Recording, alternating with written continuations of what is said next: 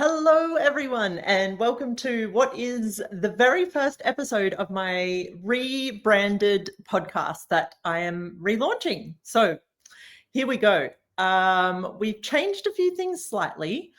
So the podcast used to be called Let's Talk Horses, and I had many conversations over the few years that podcast was in creation. And then I started thinking, I wonder if people see a podcast called Let's Talk Horses and think that our conversation is just about horses. So if you're finding this podcast for the first time, you've never heard it before, or if you, were listening to my Let's Talk Horses podcast, I did this rebranding because for me, horses are part of everything. They teach me everything. They show me things. There's nowhere where I sort of go, oh, horses are over in this part of my life. And, here's my business, here's my relationship, here's my blah, blah, blah. It's like horses are part of everything that I be and do in this world. So I was like, I want to rebrand it. And, I'm a humanoid. And if you haven't heard that saying before, the humanoids are the seekers. The humanoids are the ones in the world that get a little bit bored of doing the same thing over and over again. So I was like, let's rebrand it and release it to the world. I started just getting a little bit bored of creating this same thing over and over again. So here we go. The very first episode of Let's Talk Horses, Life, Living. Interesting conversations with, what did I say it was? Interesting conversations with amazing people, inspiring people. I had to read my own tagline then, but that's exactly what it is. That's what I'm shooting for. What my target is with this podcast is to bring you awesome people. A lot of the time they'll be involved in some way in the horse world, but not always. I meet a lot of people around the world in the industry that I work in, but also I'm just very happy to also reach out to people on social media that I enjoy watching them and ask them if they are willing to come on to this podcast. So it's really to create interesting conversations with inspiring people. And as much as possible, that's going to be around horses, but a lot of it might not be as well. So I invite you to come along on this journey. Yes, this is a podcast talking about my podcast. How does it get any better than that? So my brain has already gone in a million different directions, and I'll rein it back in like a wild horse that's taken off on me. So the humanoid subject, the humanoid word that I brought up. So humanoids are those people out in the world. They kind of like horses. Horses are, another word for a humanoid might be a horsenoid, someone that functions a little bit more like a horse than they do like a dull human. And horses, if you've spent any time with them at all, are very inquisitive animals. They like to explore. They like to, explore their surroundings. They like to indulge and be a part of everything around them. They're very highly sensory creatures. They're geared to thrive. They're geared to survive, but more on this thrival side of things. And sometimes I feel like that myself. I feel like I'm a bit more of a horse than a person. And I don't know about you guys, but they're also, for me, I tend to not be able to finish one thought before my brain and everything else follows along and the train sort of leaves the station and takes a detour. So in this podcast, you will see me a lot, but it will be more interacting and talking to these inspiring people, these inspirational people, to have interesting conversations about whatever comes up for them. So just a little bit about myself, if you've not heard the podcast before, or maybe you've just found me on social media or somewhere. I am the worldwide coordinator for a really cool thing called Access Consciousness, but I'm also a facilitator of Access Consciousness. So you can find out about Access Consciousness at accessconsciousness.com. I found these tools maybe like 10 years ago. I feel like I've been saying 10 years for a long time, but it's around 10 years ago. I had my bars run for the first time. Also, we'll put some links where you're finding this episode to find out about the bars. It's this truly uncomparable relaxation technique. It does a bunch of other things, but for me, and, as you guys have seen in the first 4 minutes of this podcast, I'm pretty, high energy. I'm pretty all over the place. And the bars is really something that I would say for me, it gives me peace. It centers me, it grounds me, all of those things. But really above everything else, it puts my brain into like reset mode and space mode. So I found Access Bars through my brother, Brendan Watt. And then I was sort of hooked initially and went and did a bunch of Access Consciousness classes, and then was like, oh, okay, I've had my little dance, my little soiree into that world. And, I was in my 20s at the time. No, I must have been in my late 20s. Anyway, I was living in Sydney, living my best life, partying, working, loving life, and was sort of like, okay, that was cool, but I will go on and create my life. And probably a few years later, I was like, you know what, whatever the hell that stuff was, I want more of that in my life. So I attended some more classes. But one of the things that really drew me to Access Consciousness was the business side of things, like watching how they had these events all around the world. And so anyway, I started working with them. And now, fast forward, I don't know, I think it took maybe 6 or 7 years, and I'm now one of the worldwide coordinators. So I get to travel the world. I'm currently in, see, and this is where my brain's jumping around again, because I did want to talk about this a lot on this episode. I'm in an amazing place in Costa Rica. So Costa Rica is a very small country in Central America. And I'm in a province or a region of Costa Rica called Sarapiquí. And in Sarapiquí is a wonderful, magical land called El Lugar. So you'll find links about this wherever you're finding this episode as well. Please explore the website, and you'll find so much content on my social media as well about this place, because I have a horse here. I have a horse that lives here at El Lugar. His name is Calixto. And El Lugar is a concept. Like, I don't know, access is so hard to describe. What we're building here is so hard to describe, but it's a concept. It's a destination. It's a whole different reality that we're building in Sarapiquí in Costa Rica, where you can come and stay. There's these beautiful casitas. I'm in mine right now. I'll take you guys for a little tour at the end, and pardon if I have piles of things around the place. But yeah, you can come and stay in these casitas, and you can ride horses, you can do different adventures, or you can just relax. Like, since I've been here, and the beds, oh my Lord, it's like laying and sleeping on a cloud in the middle of the jungle and the rainforest. And it's something that Gary Douglas had a vision of for many years. And he bought this land here, and we are now maybe halfway through finishing this place. And it's just breathtakingly amazing. It's unlike anywhere else on this planet. And I love it. I love being here. I love being able to ride my horse here. I ride him, but I ride a lot of other horses while I'm here as well. And the horse riding here is unlike anywhere else in the world. The Costa Sensei de Paso is the horse of Costa Rica. And these horses are so different. I mean, I have a quarter horse stock horse, and I have a thoroughbred. I ride a lot of different horses. But you get on one of these Costa Senseis, and it was quite nice, because it had been probably 4 or 5 months since I'd been here. And I think the second day I arrived, I saddled my horse Calixto, and we just went for a little ride around the grounds here. And it just noticed, as soon as you sit on one of these horses, their body movement is very different to any other horse in the world. It's probably got similarities to some breeds, but very different to the quarter horse breed and the thoroughbred breed. These guys float is the way I would describe it. And they make you feel like you're floating. And they're not big horses, all of them. I mean, my horse here is probably 15 hands high, so smaller than my horses in Australia. And I'm quite tall. I'm 6 foot tall. So, he's what you would call, a smallish horse for a rider of my size. But you get on these horses and it literally feels like you're floating above the ground. It's very, incomparable to other horses, and it's truly a gift to your body to sit on one of these horses and get to ride them and feel the sheer weightlessness and power that they possess.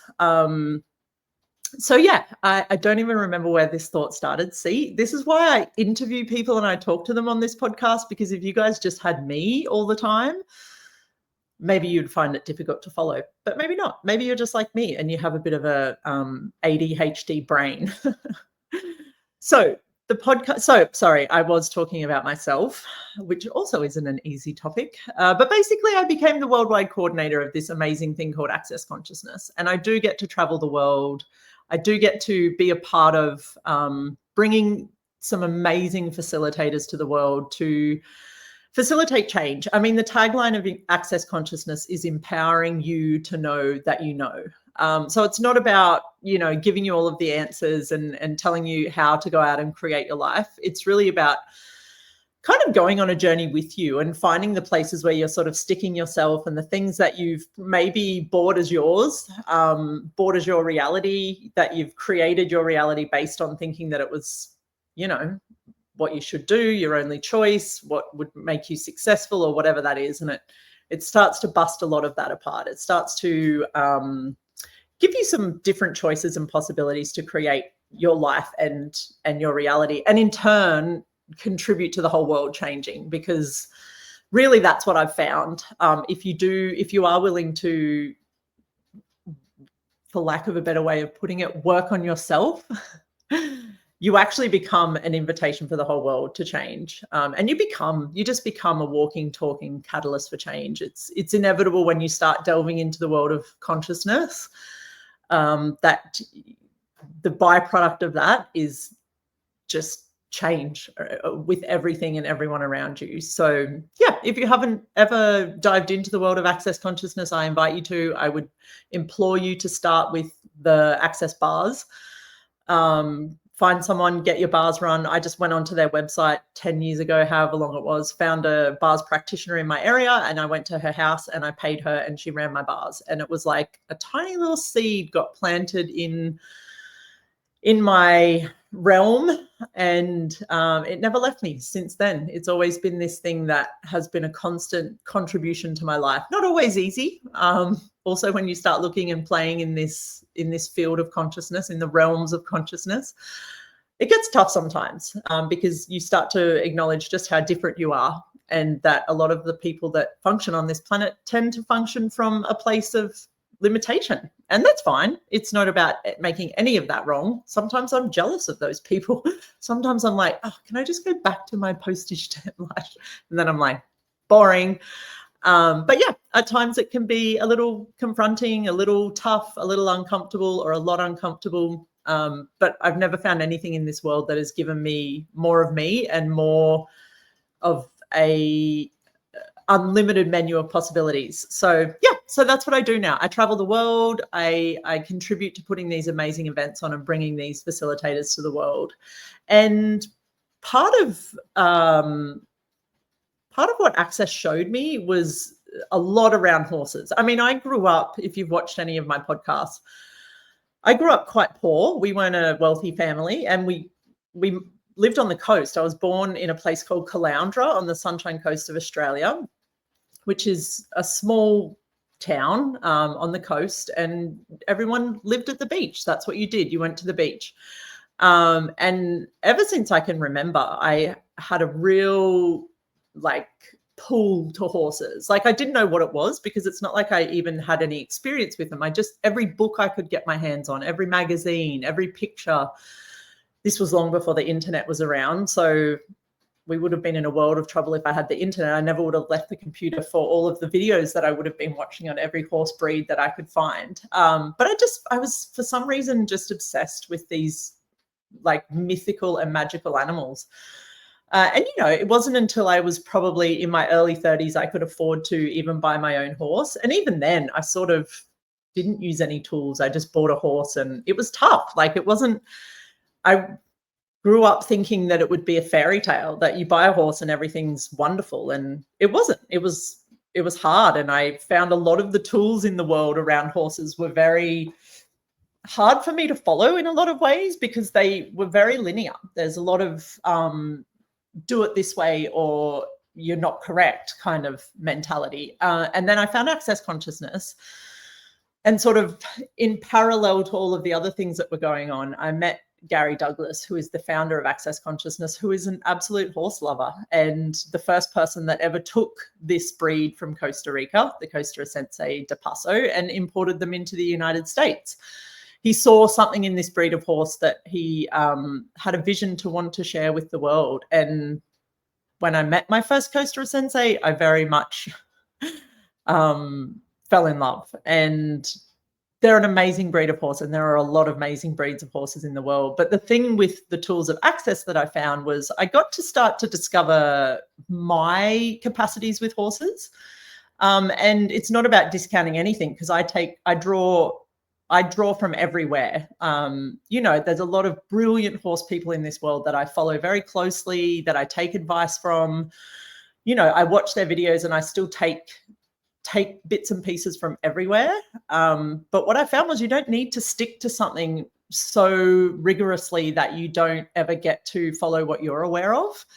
And just like in life, access consciousness with horses showed me that I could follow my knowing, and I could increase my knowing, and I could find my capacities and grow those. And through that, I had 2 previous horses here in Costa Rica before my horse now. Unfortunately, I had to put them to sleep last year for 2 different reasons. But, even that, as a kid, the young girl I was talking about before, growing up in Caloundra on the beach living in, relative poverty. It was not poverty, but we definitely could not afford horses. It wasn't even a possibility in my world back then. To one day think that I would own a horse in Costa Rica. Yeah, it was really finding access. And it wasn't access that gave me the horse, it was access that gave me the tools to create my life. And that's what I love about it. There's nothing in access that says, follow these steps from A to Z and you will have the life you desire. No, they give you a bunch of tools. You can attend classes, you can ask questions, and from there you need to go out and put in the effort, put in the work, and create your life. And a big part of what that's shown me is I can have horses. And so I have my 2 horses at home, which you'll probably hear a lot about in podcast episodes, Ollie and Willow, and they're the first 2 of many. I'm hunting with my partner to find some land and set up my own equine dream in Australia.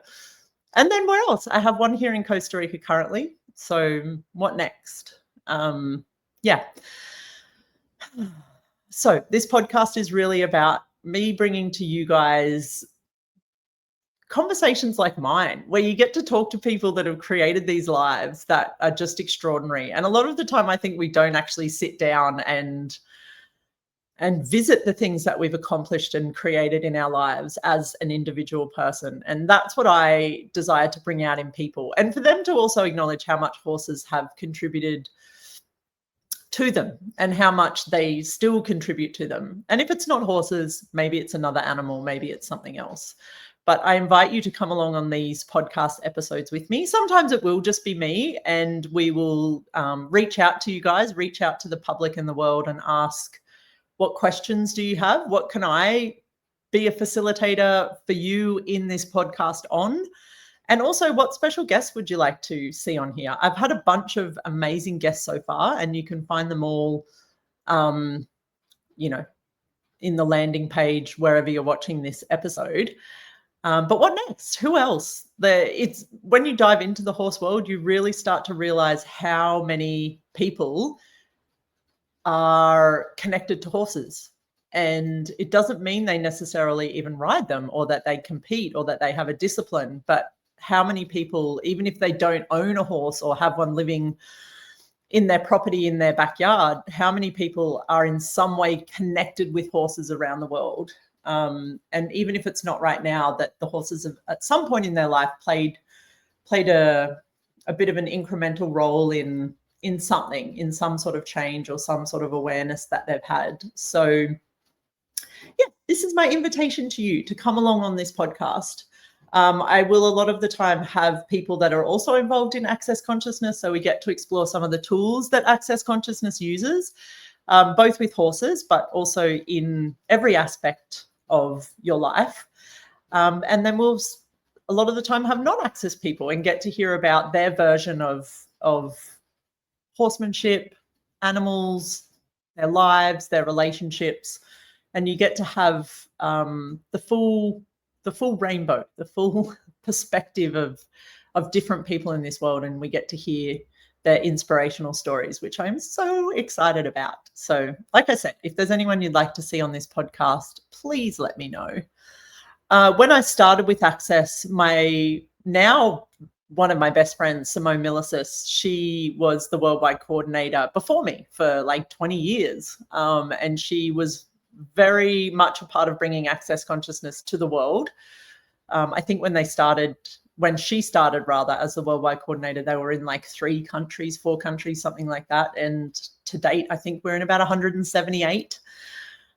So Simone was a huge part of that. And I've watched her also be very much infected with horses. We're going riding actually in 15 minutes. So she's coming to pick me up, and then we're going to go ride our horses again around the property. But I heard her once say she has written multiple books, but the first book she wrote was Joy of Business. One of her very strong capacities, one of her wheelhouses is business, and she's shown me so much. And one of the first things I heard her say was, what if your life was your business and your business was your life? Because I don't know about you guys, but revisiting that humanoid, horsenoid energy where you find it very hard to switch off from things, and how often you've been told, the working day's done, just switch off from that, or, get some relaxation time. And I'm not saying relaxation is bad or wrong, or switching off is bad or wrong, but how often did you have to fight so hard to switch off from something where what if you could just include everything all the time?